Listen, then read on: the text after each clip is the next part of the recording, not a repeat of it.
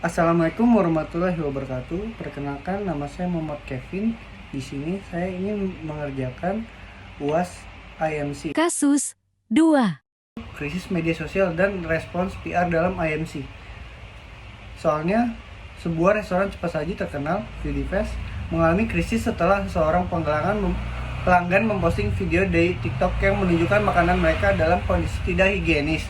Video tersebut viral dan mendapat banyak komentar negatif yang membuat merek tersebut terancam kehilangan reputasi dan pelanggan. Soalnya, bagaimana strategi public relation digital yang sebaiknya dilakukan oleh Foodiefest untuk mengatasi krisis ini? Lalu yang kedua, bagaimana penggunaan IMC dapat membantu mengembalikan kepercayaan publik dan memperbaiki citra merek? Yang ketiga, buatlah strategi komunikasi yang melibatkan media sosial, media konvensional, dan influencer untuk mengatasi krisis ini secara efektif. Jawaban. Yang pertama itu, dalam menghadapi krisis kebersihan yang viral di TikTok, Foodiefest perlu menerapkan strategi PR digital yang cepat, transparan, dan proaktif. Langkah pertama yang harus dilakukan adalah memberikan respons resmi segera melalui semua platform media sosial dengan mengakui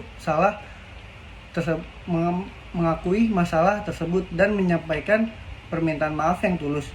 Perusahaan harus membuat video respon yang menunjukkan CIO atau pemiliknya berbicara langsung kepada publik, menjelaskan standar kebersihan yang seharusnya diterapkan dan langkah-langkah konkret yang akan diambil untuk memastikan insiden serupa tidak terulang. Foodiefest juga perlu membuat microsite khusus yang memperlihatkan secara transparan proses food safety dan quality control di seluruh gerai, termasuk live streaming dari dapur-dapur mereka. Penggunaan hashtag Foodiefest Commits dapat digunakan untuk mengorganisir semua komunikasi terkait perbaikan yang dilakukan. Lalu ada implementasi strategi IMC untuk memulihkan kepercayaan publik harus bersifat multi-channel dan terintegrasi. Foodiefest dapat meluncur kampanye Our Kitchen You Trust yang menampilkan berbagai elemen komunikasi pemasaran. Program ini mencakup serangkaian video dokumenter pendek yang menunjukkan proses persiapan makanan dari farm to table, testimoni dari para chef dan staff tentang standar kebersihan yang diterapkan, serta perlibatan food safety expert untuk memberikan edukasi kepada publik.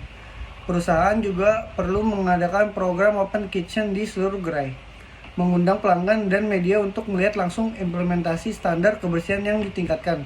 Campaign ini harus didukung dengan iklan TV yang menampilkan komitmen perusahaan terhadap kebersihan, serta materi point of purchase yang mengedukasi pelanggan tentang standar food safety yang diterapkan. Lalu strategi komunikasi multi-channel untuk mengatasi krisis ini membutuhkan koordinasi yang erat antara media sosial, media konvensional, dan influencer. Di media sosial, Foodiefest perlu membuat konten series #Behind the Kitchen yang menampilkan daily operation dan penerapan protokol kebersihan. Perusahaan dapat mengundang food blogger dan influencer kesehatan untuk melakukan kitchen tour dan food safety audit yang dilaporkan secara live di platform mereka. Untuk media konvensional, Foodiefest perlu mengadakan press conference dan media tour yang menghadiri tim manajemen Foodiefest. Perlu mengadakan press conference dan media tour yang menghadirkan tim manajemen, food safety expert, dan badan sertifikasi untuk menjelaskan standar yang diterapkan. Kolaborasi dengan influencer harus fokus pada mereka yang memiliki kredibilitas di bidang kuliner dan kesehatan, bukan sekedar follower count yang tinggi. Program Foodiefest Safety Ambassador dapat untuk dibentuk dengan melibatkan chef profesional dan food critic terpercaya yang akan secara rutin melakukan audit dan memberikan laporan transparan terhadap publik. Setiap aspek dari strategi ini harus diukur efektivitasnya melalui media monitoring, sentimen analisis, dan survei kepuasan pelanggan. Penting untuk memastikan bahwa setiap pesan yang dikomunikasikan bersifat konsisten, autentik, dan didukung oleh aksi nyata di lapangan. Foodiefest juga perlu mempertimbangkan untuk melakukan audit internal secara menyeluruh dan memperkuat standar operating prosedur terkait kebersihan dan keamanan pangan, sehingga krisis serupa dapat dihindari di masa depan. Yang terpenting, perusahaan harus menunjukkan komitmen jangka panjang terhadap perubahan, bukan hanya sekedar respon jangka pendek terhadap krisis.